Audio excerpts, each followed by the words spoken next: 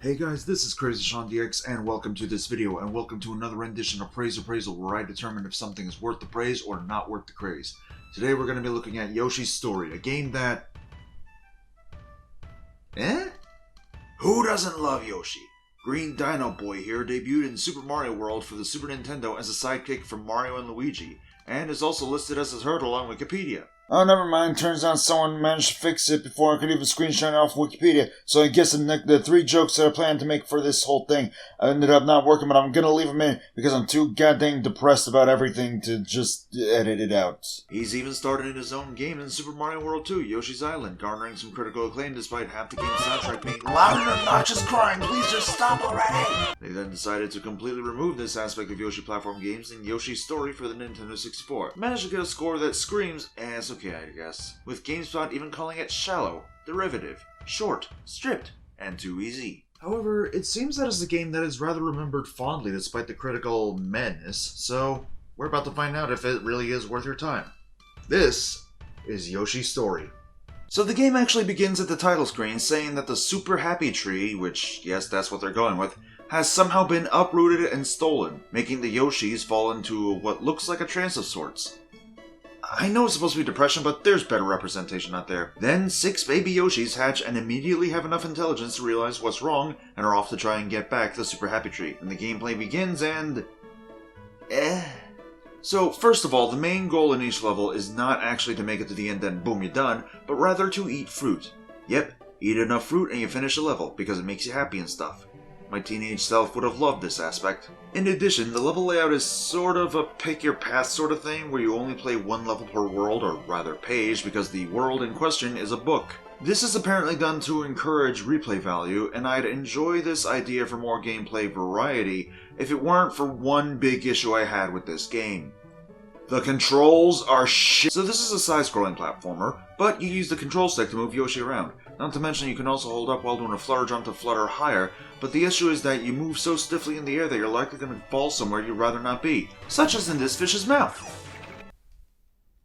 I had 4 fruit left to eat, you scurvy-loving asshole!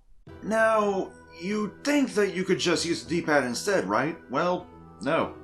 You don't. You can't even map the control stick to the D-pad in the Wii U version, and the D-pad, regardless, isn't even used at all in the game. No, really, the D-pad does nothing at all. I checked. How the hell did they not think to let you use the D-pad as an option?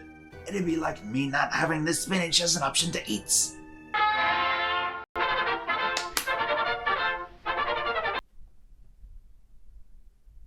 Wait, what the fuck? Okay, so bad controls aside, how does the game play? It plays alright. It's your typical Yoshi platformer with the aforementioned fruit mechanic. You eat enemies, you toss eggs at enemies, you eat fruit to get happy. That happiness leaves when you realize you still don't know how to file taxes, so you commit tax fraud while only if you're a green turtle dinosaur. It's just an overall average time. Don't get me wrong, the game's pretty adorable, and I love the animations used for the Yoshis, but it's largely not that special of a game. I will say, there is one thing that I can truly praise about in this game: the swimming controls. Swimming in this game feels so damn satisfying, even if you only move at 1 speed. Too bad you can't throw eggs in the water, though. These frickin' bees. Hey, could you let me through? Okay, I gotta look this up. How do I get past these things? I gotta hold R to sniff? How the fuck does that work?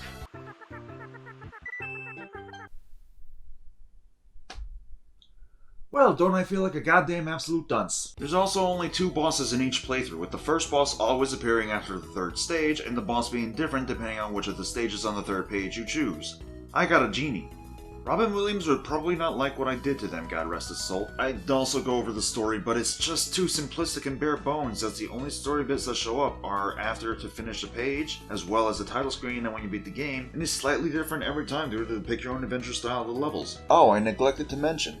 In case there's a level you wanted to replay but not have to go through the story mode again, there's a trial mode that lets you replay any level you've beaten in story mode. This is admittedly cool, and I feel it does help the replay value that much more. So, I hate to say it, but I feel like that's all I can really say about Yoshi's Story. But with all that said, at the very least, how much praise do I think this is worth? Honestly, it's hard to say if this game is worth your time. The controls are rough, the gameplay is okay. But I can say this game isn't lacking a single bit of charm. In fact, I think it's a charm that really brought me back to this game, if anything. The Yoshis are adorable, the art style is great, and the animation of said Yoshis are enjoyable too.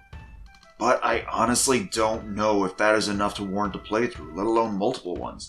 Personally, while it was a bit fun for me to play, I beat it in just over an hour, so I guess it's fine if you have an hour to kill. Actually, I take that back. I think replaying the levels in trial mode is pretty neat at least. I'm not sure what else to say, honestly, aside from... Why does Wikipedia list him as a turtle? Like, Yoshi Story, he's been confirmed as a dinosaur. Why does... Is it because of the shell on his back? The goddamn shell on his back that I'm sure, like, various dinosaurs have had as well? Freaking... It's not a Koopa!